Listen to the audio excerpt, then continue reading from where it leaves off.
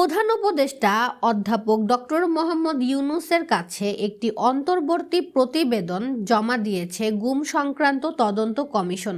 গুমের ঘটনায় নির্দেশদাতা হিসেবে সাবেক প্রধানমন্ত্রী শেখ হাসিনার সম্পৃক্ততার প্রমাণ পেয়েছে কমিশন। পাশাপাশি গুমের শিকার ব্যক্তিদের বিচারিক প্রক্রিয়া শুরুসহ পুলিশের এলিট ফোর্স র্যাব বিলুপ্তিরও সুপারিশ জানিয়েছে কমিশন।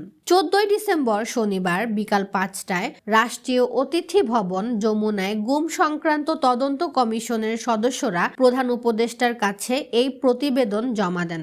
গুমের ঘটনায় সাবেক প্রধানমন্ত্রী শেখ হাসিনার সম্পৃক্ততার প্রমাণ পাওয়া গেছে উল্লেখ করে কমিশন বলেছেন, হাসিনা প্রশাসনের বেশ কয়েকজন ঊর্ধ্বতন কর্মকর্তার সম্পৃক্ততা পাওয়া গেছে, যাদের মধ্যে রয়েছেন সাবেক প্রধানমন্ত্রী শেখ হাসিনার প্রতিরক্ষা বিষয়ক উপদেষ্টা মেজর জেনারেল অবসরপ্রাপ্ত Tariq Ahmed Siddique, national telecommunication monitoring সেন্টারের সাবেক মহাপরিচালক মেজর জেনারেল জিয়াউল আহসান এবং পুলিশ কর্মকর্তা মোহাম্মদ মনিরুল ইসলাম ও মোহাম্মদ হারুনুর রশিদ। কমিশন প্রধান মইনুল ইসলাম চৌধুরী জানান, গুমের সঙ্গে জড়িত কর্মকর্তারা কাজটি এমনভাবে করেছে যাতে এগুলো শনাক্ত করা কঠিন হয়ে যায়।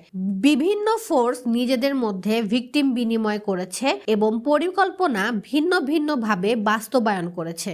গুমের শিকার অনেকে এখনো শঙ্কামুক্ত হতে পারছেন না উল্লেখ করে তিনি জানান, তাদের ওপর এতটাই ভয়াবহ নির্যাতন চালানো হয়েছিল যে তারা এখনো ট্রমায় ভুগছেন।